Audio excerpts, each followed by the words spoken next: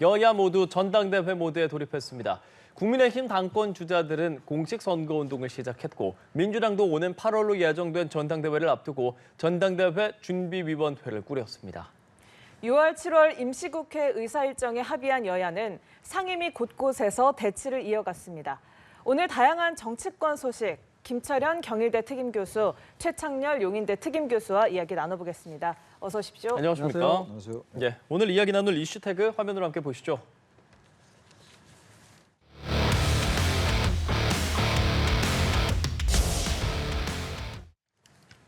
자, 불붙는 당권 경쟁입니다. 화면에서는 지금 여당의 당권 경쟁하고 있는 4명의 후보 모습을 보여드렸는데요. 여당 이야기를 먼저 해보겠습니다. 당권 주자들의 흐름들 그리고 행보들 좀 보면 영남 쪽에 좀 많이 신경 쓰고 있다라는 생각이 좀 들더라고요. 아무래도 핵심 지지 기반이 있기 때문에 선점하는 게 중요하다라고 판단하고 있는 거겠죠. 그래서 아무래도 뭐 이 국민의힘의 대구 경북 예. K가 아무래도 보수의 본산이거든요. 그러다 보니까 어떤 뭐 선점 어떤 경쟁이라기보다는 나름대로 가장 먼저 출정 인사를 한다. 뭐 이 정도로 생각해야 될 것 같고요. 재미있는 건 뭐 역대 대통령 선거에서도 보면 예. 국민의힘의 대선 주자들이 가장 많이 찾고 들르는 곳이 대구의 서문시장이라는 곳이 있었거든요. 서문시장, 그렇죠. 대구 서문시장 갔다 오면 기운을 얻고 한다는 그런 부분인데 어쨌든 지역적으로 보더라도 당원 분포나 구성이요. 영남에도 많이 있지만 수도권의 당원 구성도 보면 결국은 영남 출신들, 그다음 충청도, 경기도 이런 순으로 돼 있기 때문에 예. 아무래도 영남권에 대한 공략에 좀 많은 공을 들이는 것 같고요. 다만 한 가지 좀 우려되는 점은 너무 이렇게 영남권 쪽에 구애 경쟁을 하다 보면 정책이나 이런 여러 가지 것들이 중도를 보다는 아무래도 보수 우측으로 좀 많이 쏠리는 경향이 있게 되거든요. 그렇게 되면 그런 부분들은 당대표 어떤 선거를 통해서 어떻게 보면 보수 혁신, 재건, 2027년 정권 재창출이라는 큰 과제를 만드는 과정에 있어서 오히려 역효과를 낼 수도 있다 하는 그런 부분들은 조금 우려스러운 부분이 아닌가 이렇게 보입니다. 예, 최창혁 교수께서는 지금 영남을 공략하는 4명의 후보의 모습 그리고 이 4명 후보 중에 누가 지금으로서 영남에 가장 소구력 있는 후보라고 생각하시는지도 좀 궁금합니다. 지금 이 전당대회가 예. 이 구도 자체가 이제 친윤이냐 비윤이냐, 친윤 대 비윤 또는 친윤 대 반윤 뭐 이런 구도로 가는 것 같아요. 근데 이런 식으로 구도가 끝까지 간다면 7월 23일까지 전당대회에 큰 의미가 좀 굉장히 반감될 것 같아요. 전당대회 의미 자체가. 앞서 지적하신 것처럼 영남의 당원들이 40%나 집중돼 있어요. 그렇죠. 뭐 압도적으로 많은 숫자가 있으니까 이제 영남에 이제 공을 들이는 건 당연한 겁니다. 주자들로서는 당연한 건데 영남 유권자가 지금 당원들이니까 예. 민심 20% 그다음에 이제 당심 80% 아니겠어요? 그렇긴 합니다만 너무 과도하게 보수로 이제 가는 게 오히려 영남 당원들도 전략적인 생각을 할 거예요 아마. 너무 과도하게 이 대선도 아닌 이 전당대회인데 말이죠. 친윤 대 비윤으로 가는 거에 대한 우려가 있을 텐데 어쨌든 현재의 지금 이 국민의힘이 처한 그리고 여권이 처한 여러 가지 위기가 있잖아요. 여러 가지 어려움이 있는데 이런 부분들이 전당대회에서 논쟁이 돼야 되거든요. 토론이 돼야 되는데 그렇지 않고 영남에만 지나치게 공을 들이는 게 과연 바람직한가. 그리고 또한 2021년도 6월 달에 이준석 대표가 됐단 말이에요. 예. 영남 당원들이라고 해서 마냥 그렇게 보수적이지만도 않을 거예요. 어떤 결정의 이슈에 있어서 가지고. 근데 너무 과도하게 영남의 그 당원들, 영남의 유권자죠. 현재 전당대회 유권자들이니까 이분들의 생각이 아주 보수적일 거다라고만 생각한다면 오히려 어떤 이제 이 전당대회가 진행이 되면서 예. 과정 중에 오히려 오판할 수 있다. 유권자들의 그 성향을 말이죠. 그러니까 영남 당원들의 성향 자체를 그런 우려도 좀 들어요. 그래서 어쨌든 이제 시작이긴 합니다만 전당대회의 어떤 이슈나 이런 부분들이 민생이라든지 또 우리가 직면하고 있는 여러 가지 이슈들 그런 것들에 좀 치중돼서 그런 것들을 기준으로 한 논쟁, 토론이 되는 게 바람직하지 않느냐 이런 생각이 좀 들어요. 예, 당원의 40%가 몰려있는 영남권 표심을 공략하는 이런 여당의 당권 주자들의 행보가 과연 바람직한가라는 말씀들을 좀 해주셨는데요. 같은 차원에서 홍준표 대구시장을 여당의 당권 주자들이 잇따라서 찾고 있습니다. 이 홍준표 대구시장 다른 후보들은 다 만났는데요. 한동훈 후보와의 만남은 거절했다고 직접 밝혔고요. 또 한동훈 전 위원장에게 정치를 잘못 배웠다라고 SNS로 비판을 하기도 했는데 어떻게 보셨습니까? 그래서 뭐 여의도 정가에서도 홍준표 시장이 왜 저렇게 한동훈 전 비대위원장에 대해서 적대적인지 예. 이유를 도저히 알 수가 없거든요. 왜냐하면 총선이 끝나고 난 이후에 어쨌든 뭐 폐쇄자 또 총선을 말아먹은 애 이렇게까지 아주 극단적인 표현을 서슴지 않고 있기 때문에 이유는 알 수 없는데 단지 이제 분석하는 것 중에 하나는 제가 조금 뭐 이 나름대로 의미를 두는 건 좀 괘씸죄가 있다. 왜냐하면 지난 총선 때 한동훈 전 비대위원장이 대구를 방문해서 박근혜 전 대통령을 예방을 했는데 같은 어떤 검사의 선배고 정치의 선배인 홍준표 시장은 아무도 찾아보질 않았거든요. 예. 왜냐하면 민주당 이재명 대표 같은 경우에도 홍준표 시장을 작년에 예방을 했었습니다. 인용환 전 혁신위원장도 찾았거든요. 모든 후보들이 찾는데 한동훈 위원장 단 한 번도 대구에 들르면서도 홍준표 시장을 찾질 않았거든요. 그래서 나름대로 조금 미운털이 박힌 게 아니냐 이런 게 하나 있고요. 두 번째는 지금 만약에 한동훈 위원장이 굉장히 뭐 어대한 뭐 어차피 대표는 한동훈이라든가 여러 가지 형태로 굉장히 국민적 지지도가 높은 상황인데 네. 만약 이대로 한동훈이 당대표가 된다면 사실 차기 대선에서 상당히 좀 유리한 지점을 점령할 수 있는 부분이 있거든요. 그래서 아무래도 홍준표 시장 같은 경우에는 두어 차례 지금 이 대선에 도전을 했는데 나름대로 2027년도가 나름대로 굉장히 중요한 차기 대선의 변곡점이 될 수 있는 부분이 있거든요. 그래서 아마 그런 부분에 있어서는 굉장히 조금 잠재적인 라이벌에 대한 경계의식도 좀 있지 않나 이렇게는 보입니다. 근데 저는 볼 때 홍준표 시장이 저렇게 하게 되면 계속적으로 극단적인 표현을 하고 한동훈 전 비대위원장에 대해서 저격하면 저격할수록 저는 한동훈 위원장에 대한 어떤 평가나 이런 부분들이 낮아지는 게 아니고 거꾸로 홍준표 시장에 대한 부정적 평가가 좀 높아질 걸로 이렇게 보이거든요. 그래서 홍준표 시장이 어쨌든 뭐 조금 뭐 속 좁은 그런 뭐 정치 지도자의 모습을 보이고 있는 건 그렇게 뭐 바람직해 보이지는 않는다 이렇게 말씀드립니다. 예, 최 교수님께서는 홍준표 시장이 한동훈 후보를 만나지 않는 이유 뭐라고 보십니까? 의도적인 것 같아요. 물론 이제 개인적으로 지금 말씀하신 그런 이유도 있을 거예요. 있을 겁니다만 저렇게 이제 과도한 표현을 써가면서 비판이 아닌 거의 공격, 비난에 가까운 이제 발언들을 하고 있는데 이게 일반적인 중도층 유권자들에게 썩 그렇게 아름다워 보이지 않을 거라는 생각을 할 겁니다. 아마 홍준표 시장이 그런 거 모를 리가 없어요. 그럼에도 불구하고 계속 이제 일관되게 한동훈 이제 전 비대위원장 한동훈 네. 후보에 대해서 깎아내리는 이런 얘기를 하는 이유는 김철현 교수에게 일리가 있어요. 대선 후보로서 어쨌든 한동훈 위원장의 어떤 그 존재가 대단히 버거운 것 같아요. 버겁고 상대 어쨌든 지금 현재 어쨌든 자꾸 한동훈 후보를 네. 깎아내리는 게 유리하다 보는 것 같아요. 그리고 어쨌든 대선 경선이라는 게 있을 거 아니겠어요?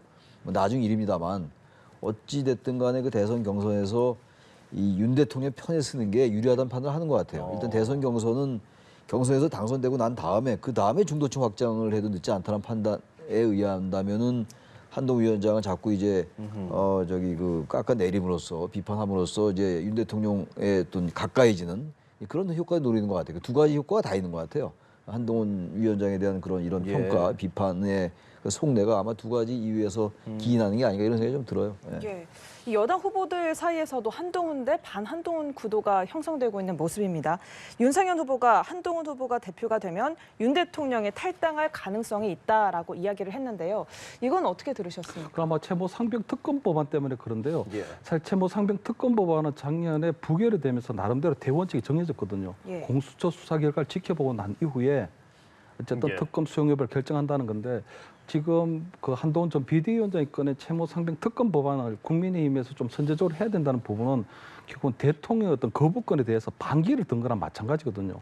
두 번째는 그 채모 상병 특검에 담겨 있는 건 네. 대통령에 대한 조사를 예결하는 부분이 있기 때문에 아마 윤상현 의원은 그 지점을 좀 짚은 것 같아요. 결국은 대통령에 대한 조사를 하기 위한 그런 특검을 하자는 것이냐. 그런 것에 대한 문제 제기를 하면서 그렇게 되면 결국은 대통령을 지켜주지 못하는 당에 남아있을 필요가 뭐 있느냐. 그럼 탈당하지 않겠느냐. 이런 식으로 논리를 전개를 하는 것 같거든요. 하지만 저는 한동훈 전 비대위원장의 생각은 좀 다른 것 같아요. 예. 왜냐하면 지금 공수처 수사 결과 아직 안 나오고 있거든요. 다음 달 7월 19일이 되면 채모 상병이 순직한 지가 1년이 됩니다. 근데 그 채모 상병이 순직한 사실에 대해서 경북경찰청에서 수사 결과를 발표하지 못하고 있거든요. 공수처에서도 지금 원활한 수사가 이루어지지 않고 있거든요. 그렇게 되면 만약에 공수처에서 어떤 수사 결과를 발표하더라도 국민적 여론이 계속적으로 부정적이라면 그때는 이 채무 상변 특검 법안에 대한 국민적 여론이 굉장히 부정적인 게 용수철처럼 튀어오를 수 있다는 거거든요. 예. 그렇기 때문에 아마 그 한동훈 위원장 입장에서는 민주당의 특검 법안을 반대하되 독소 조항을 뺀 나름대로 국민의힘의 특검 법안을 지금부터 선제적으로 준비할 필요가 있지 않나 하는 예. 그런 부분들을 문제 제기한 부분인데 예, 예. 아마 윤상현 의원은 그런 부분에 대해서 나름대로 굉장히 논리적으로 조금 비약한 게 아닌가 이렇게 보입니다. 예, 이에 대해서 한동훈 후보는 대통령 탈당은 밑도 끝도 없고 합리적 근거도 없다라고 이야기를 했는데요.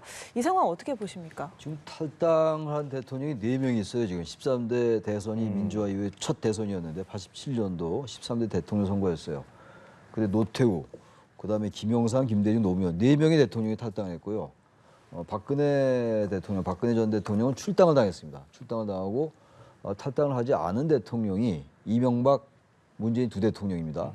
이제 8명의 대통령 중에서 이제 이런 상황인데 지금 탈당을 거론하는 거는 윤석열 의원의 탈당 거론은 지금 현재 이 친윤이냐 반윤이냐 뭐 이런 구도로 이제 흘러간다고 말씀드렸잖아요. 이 상황 속에서 분명히 이제 자기의 어떤 그 위치를 자리매김 포지셔닝을 하는 것 같아요. 탈당 거론함으로써 지금 한동훈 후보의 지금 이 이른바 해병대원 순직 사건에 대한 이 입장을 비난하는 거죠. 그 공격을 취하기 위해서 더 분명하게 자기 색깔 드러내는 거라고 보는데 이제 해병대원 이 특검 법안에 대해서는 전 한동훈 위원장의 그 입장이 전 일리가 있는 것 같아요. 언제까지 겁고 행사할 겁니까? 그렇게 된다면 어쨌든 지금 이 국민의힘도 이 재의결에서 가결이 되려면 8표만 이탈하면 돼요. 근데 지금 7월 19일이 이제 1년 되는 날이잖아요. 작년에 7월 19일 날 이제 순직했으니까. 근데 지금 공수처가 진행이 되고 있는데 지금 특검을 만약에 하게 된다 하더라도 당장 하는 건 아니잖아요. 그렇죠. 그럼 공수처 수사도 꽤 진행이 될 겁니다. 그럼 윤 대통령이 했던 얘기는 뭡니까? 공수처 수사가 이제 진행이 되고 그 결과가 미진할 때는 이제 대통령 스스로가 이제 특검을 주장한다 이런 취지의 말씀을 했단 말이에요. 예. 그러면 그때쯤 되면 대체로 공수처 수사가 마무리될 거예요. 그리고 해병대원 이 특검도 당장 되는 게 아니고 되게 시간이 맞물린다고요. 그렇기 때문에 저는 이 특검을 주장하는 게 그렇게 무리하지 않다고요. 그건 단지 이제 윤석열 후보 이 한동훈 후보를 제외한 나머지 세 후보는 이 해병대원 특검에 대해서 찬성한다는 거, 물론 수정 대안을 한다고 하는 겁니다만 지금 이제 민주당이 주장하는 거에 상당한 독소정이 있다고 보는 거잖아요. 이제 한동훈 후보도 말이죠. 그러니까 특검 추천의 주체를 달리하겠다는 얘기 아닙니까? 이제 제3자적인 입장인 대법원장이 추천하게 하겠다는 입장이에요. 지금 한동훈 후보는. 그렇다면 지금 세 후보는 그럼에도 불구하고 이 특검 자체가 대통령을 압박하는 거다. 탈당까지 갈 수 있다고 얘기하고 있는 거거든요. 윤석열 후보의 경우는 말이죠. 그렇죠. 그래서 저는 그래서 이 입장을 좀 자꾸 특검을 가지고 친윤이냐 반윤의 고리를 삼는 것 같은데 이건 적절치 않은 것 같아요. 특검에 대해서 어쨌든 간에 지금 이 국민의힘은 뭔가 전향적인 입장을 좀 보여줘야 됩니다. 그렇지 않고 계속 마냥 특검을 거부한다? 그건 한계가 있지 않을까라는 생각이 들어요. 지금 이 4명의 후보들 간에 말씀해 주신 해병대원 특검에 대해서도 의견이 조금 갈리지만 이 여당 주제 마무리하기 전에 하나 두 분께 또 여쭤보고 싶은 다른 점이 아무래도 핵무장론, 어제 6.25였기 때문에 핵무장론에 대해서 나경원 의원이 먼저 좀 이야기를 꺼내면서 좀 긍정적인 얘기를 했거든요. 하지만 다른 후보들의 의견이 조금 다른 것 같아서 후보들 간의 입장은 지금 어떻게 좀 생각하고 계시는지 짧게 좀 지금 듣겠습니다. 이제 그 핵무장에 대해서 나경원 의원은 아주 이제 찬성 입장이에요. 분명한 자기 이제 색깔을 드러내는 거죠. 이 안보에 관련된 이제 보수층에 이제 소구력이 있다고 보는 건데 뭐 후보들 간의 생각은 다르다 하더라도 한동훈 후보는 뭐 이제 핵무장은 안 된다는 입장이고 그래요. 원희룡 후보도 핵무장에 대해서는 조금 유보적인 입장을 나타냈습니다. 그런데 지금 지난해 윤석열 대통령과 미국의 바이든 대통령의 이른바 워싱턴 선언이 있었잖아요. 작년 4월에. 지난해 4월입니다. 그때 결론은 그거예요. 핵무장 확장 억제를 강화하고 그 대신에 현재의 이 한반도의 비핵화는 유지한다. 이런 입장이거든요. 다시 말하면 남한의 전술핵을 배치하는 것에 대해서는 반대한다. 이런 게 워싱턴 선언의 주 내용이에요. 그래도 NPT를 탈퇴하지 않는다는 거, 핵 확산 금지 조약 이 부분을 탈퇴하지 않는다는 게 포함되어 있어요. 물론 작년 4월과 지금의 상황이 다르긴 다르다 하더라도 북한과 러시아가 밀착하고 있으니까 지금 당장 핵무장론을 꺼내는 건 아마 그렇게 현실적이지 않은 것 같아요. 단지 그럼에도 불구하고 한반도에 계속 이제 위협이 고조된단 말이죠. 북한의 어떤 핵 위협이 고조된다면 계속해서 미국에서도 핵무장론이 나올 수 있어요. 특히 이제 트럼프 진영에서 핵무장론이 좀 나오는 것 같은데 그러나 당장 핵무장론을 꺼내는 건 좀 시기상조다라는 생각이 좀 듭니다. 이것도 그러니까 아마 나경원 후보나 이런 분들은 이 영남 중심으로 한 당원들에게 호소력이 있다고 보는 것 같아요. 그런 점에서 의도적으로 전략적으로 꺼낸 게 아닌가라는 생각이 듭니다. 국제적인 것들 좀 생각하면 당장 현실적으로 쉽지만은 않은 주제이잖아요. 나경원 의원이 이걸 좀 직접적으로 얘기 꺼낸 배경은 뭐라고 생각하시는지요? 일단은 그 최근에 스톡홀름이라는 평화연구소에서 발표하기를요. 북한에서 지금 40개에서 한 50기 정도의 핵무기를 갖고 있다는 거거든요. 두 번째는 이것은 단순한 보수적 이슈가 아니고요. 약간 국민적인 관심 사안인 게 핵무장론에 찬성하는 국민적 여론이 78%를 넘었습니다. 그렇기 때문에 이 문제를 꺼낸 거에 있어서 보면 어쨌든 4명의 후보들은 저 똑같다고 생각하거든요. 나경원 의원 같은 가장 원론적인 입장, 핵무장을 해야 한다는 부분이고 나머지 3분의 어떤 주자들은 방법론을 얘기한 거거든요. 예. 그래서 원희룡 전 장관이나 윤상현 의원 같은 경우에는 핵 공유에 대한 부분을 얘기를 하고 있거든요. 나토식 핵 공유나 아니면 방금 얘기하신 것처럼 대통령께서 미국 갔을 때 워싱턴에서 합의된 부분들 그런 얘기를 하는 거고 한동훈 전 위원장 같은 경우에는 지금 얘기를 하는 게 보면 어쨌든 가장 중요한 것이 한미 원자력 협정을 개정해야 예. 우라늄 농축이라든가 사용 후 핵원료가 재처리가 돼야 되거든요. 그래서 그런 방법론에 대한 얘기를 한 분이기 때문에 전체적으로 핵무장론에 대한 것은 똑같은 시각을 갖고 있다. 단지 이런 핵무장론이 꺼지게 된 거는 결국은 아까 말씀드린 것처럼 북한의 북핵위협은 계속적으로 커지고 있는데 마땅한 대응 수단이 없는 거거든요. 예. 그렇기 때문에 아마 그런 부분에 대해서 얘기를 하는 건데 단지 이건 조금 위험한 부분이 있는 게 이렇게 되면 미국에서 진행하고 있는 어떤 글로벌 어떤 세계 전략들 한반도 비핵화 원칙이라는 게 깨지게 되고요. 만약에 한반도의 비핵화 원칙이 깨지게 되면 북한의 핵무기 보유를 국제적으로 인정하는 결과가 생기게 되고 두 번째는 북한에 대한 유엔 제재가 다 해제가 됩니다. 우리가 핵무장을 했기 때문에 더 이상 북한에 대해서는 어떤 제재를 할 수 없거든요. 세 번째 우리가 핵무장하는 얘기가 나오게 되면 결국은 남북 사이 굉장히 또 재래식 무기 경쟁뿐만 아니고 핵 경쟁, 예, 예. 핵 개발 경쟁까지도 벌어지는 부분이기 때문에 이 부분에 있어서는 어떤 국민적 여론이나 이런 부분들을 참고해서 좀 진행하는 게 맞지 않나 이렇게는 보입니다. 예, 두 분께 야당 상황에 대해서도 좀 여쭙겠습니다. 아무래도 이재명 대표의 연임으로 지금 기우는 분위기인 상황이기는 하고 최고위원들도 지금 출마 선언들 하는 거 보면 언론에서는 이건 좀 명비어천가라는 표현도 좀 쓰면서 정봉주 전 의원이라든지 강선우 의원, 김병주 의원까지 이재명 대표에 대한 이야기들을 좀 많이 얘기합니다. 어떻게 보세요? 아니 민주당에 대해서는 더 이상 거론할 의미가 별로 없다고 보는 게 그러니까 예. 거의 압도적이에요. 더 이상 이 평가하는 것 자체가 의미가 뭐가 있는가라는 생각이 들어요. 최근에 뭐 강민구 최고위원의 얘기입니다만 예. 거론할 것도 없습니다만 낯뜨고 온 그런 아부 경쟁도 있는 거 아니겠어요? 그만큼 민주당은 강민구 최고의 발언 자체가 문제를 떠나서 지금 흔히들 말하는 이재명의 완전한 민주당이 완성이 된 거예요. 말하자면 제왕적 대표 체제를 우리 보고 있는 겁니다.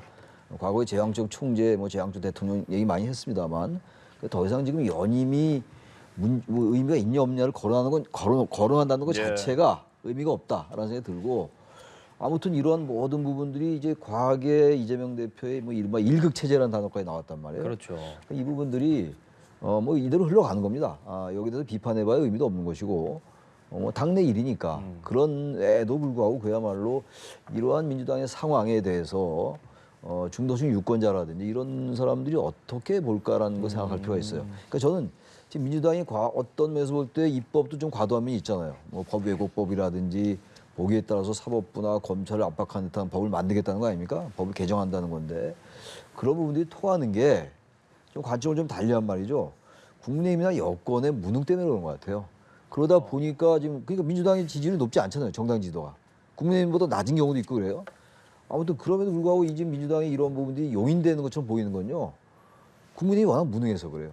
아까 전당대회 끝났습니다만 전당대회 지나갔습니다만 국민의힘의 전당대회도 지금 보세요. 어떤 특별하게 뭔가 쇄신이나 변화에 대한 이런 발언이 별로 안 나오잖아요.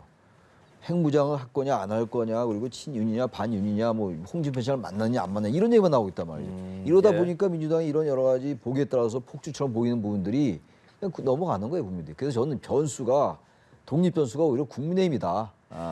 민주당의 지금 이재명 체제에 대해서는 더 이상 압도적이기 때문에 얘기할 의미도 없다고 저는 봅니다. 알겠습니다. 어떨까요? 지금 사실 전당대회 같은 전당대회이기 때문에 여당과 좀 비교하는 시각도 있고 여당에서는 4명의 후보가 계속 다른 목소리들을 내고 있기 때문에 주목을 언론에서도 하게 되는데 아무래도 야당은 지금 이재명 대표 일극 체제로 좀 가는 분위기이기 때문에 좀 짧게 상대당 의견 좀 들어보겠습니다. 일단은 방금 얘기하신 것처럼 어떤 이재명 대표 어떤 사당화 또는 일극 체제를 넘어서 사실은 아버지라는 단어까지 나왔기 때문에 거의 우상화 단계에 접어들더라고 봐야 되거든요.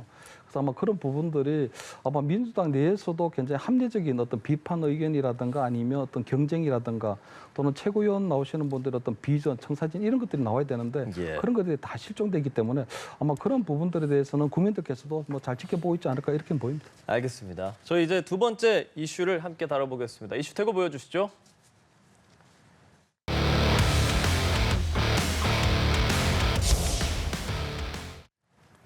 네, 두 번째 이슈 태그 정상화는 했는데 국회 정상화에도 여야 신경전이 계속되고 있습니다. 자, 먼저 복지비 청문회에서 의제 증원 공방이 벌어졌는데요. 여당에서는 합의 안 된 청문회다, 야당에서는 정부의 자료 제출이 부실했다. 이 양측의 입장에 대한 의견 여쭙겠습니다. 일단은 이 2,000명 증원에 대해서 누가 결정했나 하는 이런 부분에 대한 조금 의문이 좀 많이 해소가 됐고요. 어쨌든 조홍규 우리 보건복지부 장관이 결정을 했다. 그다음 의료 파행 장기화에 대해서는 서로 좀 이 많은 얘기를 나눴는데 저는 오늘 이 청문회를 바라보면서 느낀 게 여야 간에 굉장히 조금 여러 가지 갈등이 있었지만 앞으로 국회가 이번 의료 파행에 대한 좀 네. 중재자 역할을 할 수도 있겠다 하는 생각이 들었거든요. 그래요? 네. 왜냐하면 지금까지 의사 정원을 한 1,500명 정도 늘린 것에 어쨌든 정부의 시간이었다면 지금부터는 그 의사 정원 1,500명 늘어가는 부분에서 이제 불가항력적이거든요. 이제 불가역적입니다. 도저히 되돌릴 수가 없어요. 만약 그걸 되돌리게 되면 내년 입시에 더 큰 혼란이 벌어지고 어떤 국민적 반발도 생기거든요. 그렇기 때문에 지금은 오히려 이제 의사의 시간들, 그 의사들이 지금 그 의원 정원을 받아들이면서 그 이후에 장기적으로 의사 수급을 어떻게 할 것인가 문제, 또한 필수 의료에 대한 수가를 어떻게 올릴 것인가에 대한 부분, 이런 부분들이 이제 의사들이 주도해서 나갈 수 있는 부분들이 있거든요. 그래서 그런 부분에 있어서 아마 국회가 조금 중재자 역할 또는 갈등 해결을 할 수 있는 그런 역할을 할 수 있는 가능성을 좀 봤다. 좀 이렇게 좀 긍정적으로 평가합니다. 예, 긍정적으로 평가한다고 말씀을 해주셨는데 의료 공백 사태 책임을 둘러싼 공방 어떻게 들으셨습니까? 이제 저기도 얘기가 여야가 합의가 됐다 안 됐다 이 부분까지 또 그러고 있고 또 자료 제출을 법원에다 했는데 야당의 얘기예요. 법원에다는 자료를 줬는데 왜 국회는 안 주냐 이런 거까지 또 공방이 벌어지고 있는데 예. 역시 일단은 이 청문회니까 청문회에서 2,000명 직원이 어떻게 결정되냐의 문제인데 보건복지부 차관이 결정했다는 말이 저는 의구심이 좀 들어요. 지난번에 대통령실에도 굉장히 2,000명을 강조를 많이 했잖아요. 그리고 지난 총선 기간 중에 4월 1일로 기억하는데 윤 대통령이 그때 얘기를 하면서 2,000명은 움직일 수 없다 이런 얘기를 했거든요. 거기 담화문을 발표할 때 예. 의정 갈등에 대한 담화문도 그랬고 이건 보건복지부 차관이 자신 결정했다라는 게 예. 얼마나 많은 사람이 믿겠어요, 저 부분을. 전혀 저는 2,000명 증원에 대한 그 어떤 그 원인 이런 것들이 해소되지 않았다. 청문회에서 저는 그렇게 봅니다. 알겠습니다. 두 분께는 이제 남은 한 1분씩 시간을 드릴 수 있을 것 같은데 사실은 우리가 지금 복지위 얘기를 했지만 어제 법사위도 그랬고 과방위도 그렇고 아마 내일도 앞으로 이 상임위마다 충돌이 예상이 되거든요. 두 분께서 이제 교수님이시니까 제가 좀 한마디씩 어떻게 하면 좀 여야가 협상에 좀 다가갈 수 있을까? 이 부분에 대해서 좀 여쭤보고 싶습니다. 저는 일단 민주당의 태도 변화가 있어야 합니다. 왜냐하면 민주당에서 어떤 법안을 아무리 급발전하더라도요. 예. 대통령의 거부권 앞에서 다 멈추게 돼 있거든요. 그리고 다시 국회에 오더라도 국민이 이미 국민의힘에 몰아준 108석이 재의결을 또 못하도록 돼 있습니다. 그렇기 때문에 저는 민주당에서 이것을 특검 전국으로 갈 거냐, 계속적으로 이렇게 갈등 전국으로 갈 거냐 하는 것들은 민주당의 태도 변화에서부터 있어야 된다. 예. 이렇게 되면 저는 조금 나름대로 해결의 실마리가 좀 나오지 않을까 이렇게는 보입니다. 뭐라고 좀 말씀하시겠어요? 입법 권력을 지금 야당이 가지고 있어요. 이른바 분점 정부라는 건데 야당이 이 입법 권력을 가지고 있는 만큼 책임 있게 행동할 필요가 좀 있습니다. 무조건 밀어붙이지 좀 말고 어쨌든 간에 어떤 법안을 내고 지금 현재 야당의 태도는 그야말로 거침없는 진군이에요. 이 태도를 좀 지양을 했으면 좋겠고 여당, 여권도 마찬가지예요. 무슨 법안 얘기가 나오면은 국민의힘이 할 수 있는 거는 대통령께 거부권을 건의하겠다. 그런 정당은 별로 그렇게 정치력이 없는 정당이에요. 그러니까 야당이 무리하게 법안을 입법을 냈잖아요. 그럼 여권에서 무조건 거부권 행사하기 이전에 여당에서 수정 법안을 내는 거예요. 그래서 공을 좀 야당에게 넘겨서 협상안을 만들어야죠. 그 여지를 아예 지금 양쪽이 다 차지하고 있어요. 그러니까 이게 양비론이 될 수밖에 없는 거니까 야당도 다수답게 입법 권력을 가지고 있는 정당답게 너무 밀어붙이지 말고 여당도 올 때 그저 거부권 행사 생각하지 말고 뭔가 대안을 제시해서 이 지금 협상을 만들려는 그 태도를 가져라. 원론적인 말씀이고 그렇게 안 될 겁니다, 둘 다. 그럼에도 불구하고 그런 말씀 드릴 수밖에 없어요. 예, 알겠습니다. 지금까지 김철현 경일대 특임교수, 최창렬 용인대 특임교수와 함께 이야기 나눠봤습니다. 고맙습니다. 잘 들었습니다. 고맙습니다.